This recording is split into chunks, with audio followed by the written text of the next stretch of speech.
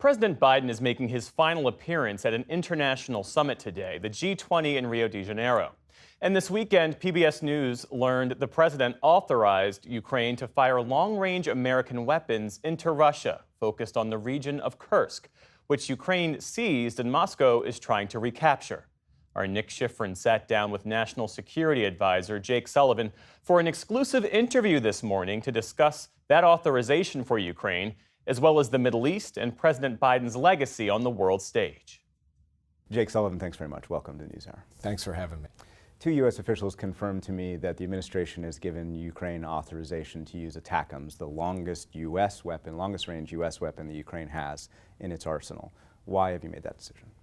Well, we don't have anything to announce or confirm on that today, so those remain unconfirmed reports. One thing I would point out, though, for context, is that Russia has just engaged in a massive escalation in this war. They have brought in a foreign army, North Korean troops, to the front lines of the battle, and that represents a sea change in the nature of this conflict. The Kremlin spokesman, Dmitry Peskov, today has responded saying that, yes, there is no official confirmation, and if there were, it would mean that there was direct involvement of the United States in the war. If the U.S. were to authorize the use of any weapon system, including this weapon system, it wouldn't mean direct U.S. participation in the war. It would mean a continuation of the policy we've had since the war began, which is that we supply the means to Ukraine to defend its sovereignty and territorial integrity, and they fight the war. In and around Kursk, there are tens of thousands of troops being massed to try and retake this territory that Ukraine seized earlier this year inside Russia. There are Russian command and control sites, there are air defense, rocket launchers. Are those good ATACMS targets?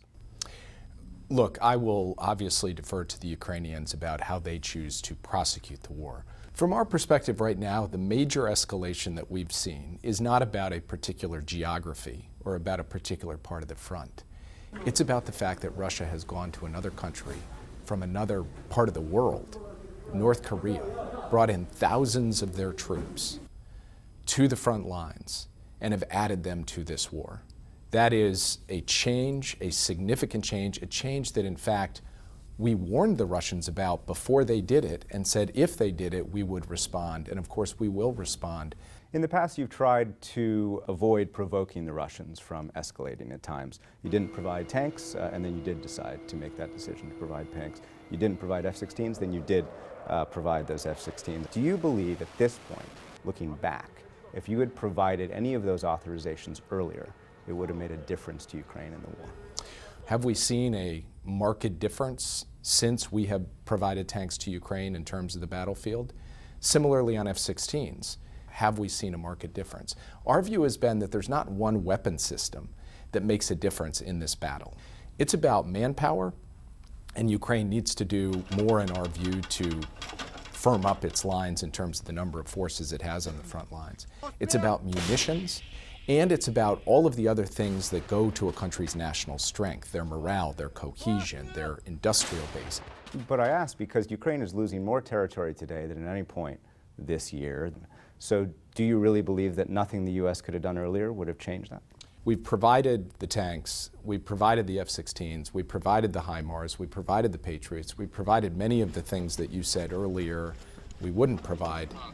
And it's not back then, it's rather today that Ukraine finds itself in a more challenged position on the battlefield, suggesting that there's not a straight line between those weapon systems and how it does on the battlefield. Where is the straightest line between Ukrainian performance and inputs? It's on mobilization of manpower.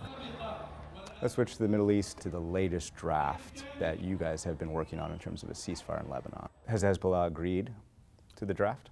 We don't have agreement. If we did, we'd be out announcing it and trumpeting it from the rooftops. But we believe that we're seeing progress, and we think both sides, both the Lebanese side and the Israeli side, have indicated a willingness to get this done and to get it done on a short time frame. So we will continue working at this until we can get both sides to sign on the proverbial dotted line. You've said that you've extracted further commitments from the Israeli side in the last week about increasing humanitarian aid into Gaza. What are those commitments? What the Israelis have agreed to do is to create a new route, a new road, to move aid on a daily basis into the humanitarian zone known as Mawasi, where a huge number of Palestinian civilians are currently living. And so we have seen a significant uptick in the amount of aid going day by day into that humanitarian zone. Those steps that you say Israel has taken have come in response to a letter sent by Secretaries Blinken and Austin a little over a month ago. A consortium of NGOs judged 19 demands in that letter. They say that Israel has substantially complied with none of them, partially complied with 4, and not complied with 14. Given that, how can you really say that Israel has made substantial progress since that letter was sent? Well, first, as you noted, this is a letter from our Secretary of State and our Secretary of Defense. They will work through a process to make their own judgments, the State Department and the Defense Department, about compliance. What we have seen, and I think this is very difficult to argue, is that since that letter was sent, there has been a change in the approach that Israel has taken on these issues. It's not enough, not even close to enough. So we expect more aid in both northern Gaza and southern Gaza. But the exercise of sending this letter, of laying out the terms of what we expect in a very detailed way, that has generated a change. And that is what American diplomacy should be about. And so we will keep pushing on it until we achieve an outcome in which there is a sufficient degree of sustained humanitarian aid for all of the civilians of Gaza. You've said you're prepared to work with the incoming administration to try and release the hostages that are still being held by Hamas in Gaza. But can you do that until the Trump team signs a memorandum of understanding that actually officially allows you to share classified information with that team?